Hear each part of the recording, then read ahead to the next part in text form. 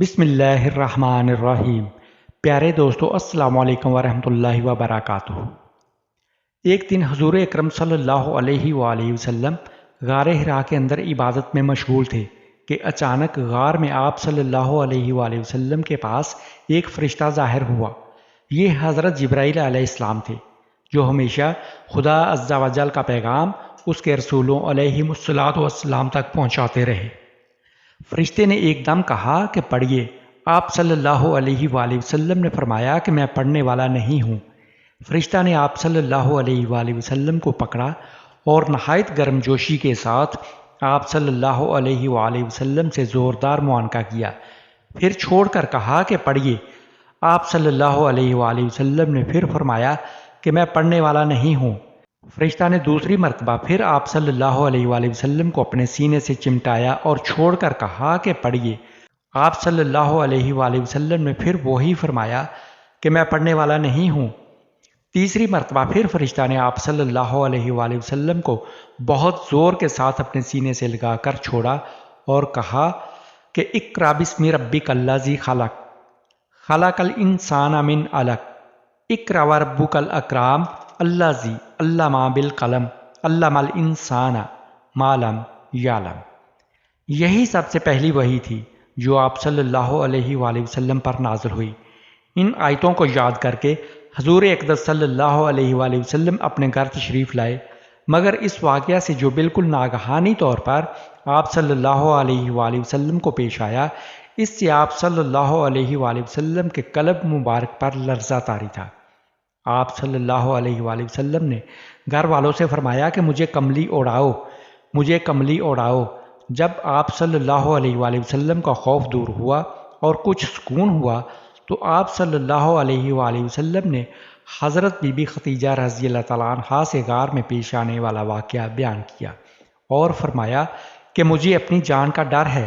یہ سن کر حضرت بی بی خدیجہ رضی اللہ تعالیٰ عنہا نے کہا کہ نہیں، ہرگز نہیں، آپ صلی اللہ علیہ وآلہ وسلم کو جان کو کوئی خطرہ نہیں۔ خدا کی قسم، اللہ تعالیٰ کبھی بھی آپ صلی اللہ علیہ وآلہ وسلم کو رسوا نہیں کرے گا۔ آپ صلی اللہ علیہ وآلہ وسلم تو رشتہ داروں کے ساتھ بہترین سلوک کرتے ہیں، دوسروں کا بوجھ خود اٹھاتے ہیں، خود کما کما کر مفلسوں اور محتاجوں کو عطا فرماتے ہیں، مسافروں کی مہمان نوازی کرتے ہیں اور حق و انصاف کی خاطر سب کی مصیبتوں اور مشکلات میں کام آتے ہیں۔ اس کے بعد حضرت خدیجہ رضی اللہ تعالیٰ عنہا آپ صلی اللہ علیہ وآلہ وسلم کو اپنے چچا زاد بھائی ورقہ بن نوفل کے پاس لے گئی۔ ورقہ ان لوگوں میں سے تھے جو موحد تھے اور اہل مکہ کے شرک و بت پرستی سے بیزار ہو کر نصرانی ہو گئے تھے اور انجیل کا عبرانی زبان سے عربی میں ترجمہ کیا کرتے تھے۔ بہت بوڑھے اور نابینا ہو چکے تھے۔ حضرت بی بی خدیجہ رضی اللہ تعالیٰ عنہا نے ان سے کہا کہ بھائی جان، آپ اپنے بھتیجے کی بات سنیے۔ ورقہ بن نوفل نے کہا کہ بتائیے، آپ نے کیا دیکھا ہے؟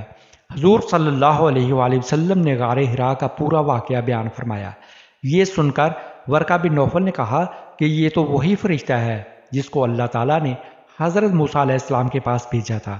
پھر ورقہ بن نوفل کہنے لگے کہ کاش میں آپ صلی اللہ علیہ وآلہ وسلم کے اعلان نبوت کے زمانے میں تندرست جوان ہوتا، کاش میں اس وقت تک زندہ رہتا جب آپ کی قوم آپ کو مکہ سے باہر نکالے گی۔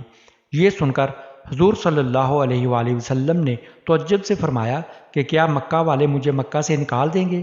تو ورقہ نے کہا جی ہاں، جو شخص بھی آپ صلی اللہ علیہ وآلہ وسلم کی طرح نبوت لے کر آیا، لوگ اس کے ساتھ دشمنی پر کمر بستہ ہو گئے۔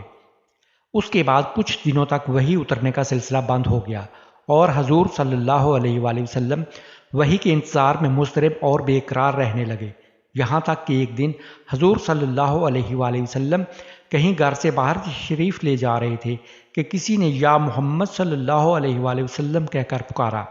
آپ صلی اللہ علیہ وآلہ وسلم نے آسمان کی طرف سر اٹھا کر دیکھا تو یہ نظر آیا کہ وہی فرشتہ یعنی حضرت جبرائیل علیہ السلام جو غار میں آیا تھا، آسمان و زمین کے درمیان ایک کرسی پر بیٹھا ہوا ہے۔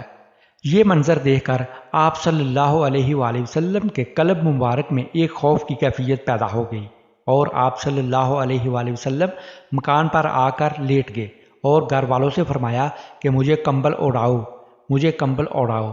چنانچہ آپ صلی اللہ علیہ وآلہ وسلم کمبل اوڑھ کر لیٹے ہوئے تھے کہ ناگہاں آپ صلی اللہ علیہ وآلہ وسلم پر سورہ مدثر کی ابتدائی آیات نازل ہوئیں، جس کا ترجمہ ہے: شروع اللہ کے نام سے جو بڑا مہربان نہایت رحم والا ہے۔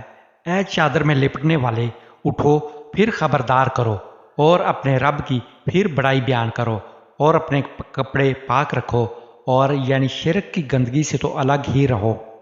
ان آیات کے نزول کے بعد حضور صلی اللہ علیہ وآلہ وسلم کو خداوند قدوس نے دعوت اسلام کے منصب پر مامور فرما دیا، اور آپ خداوند تعالیٰ کے حکم کے مطابق دعوت حق اور تبلیغ اسلام کے لیے کمر بستہ ہو گئے۔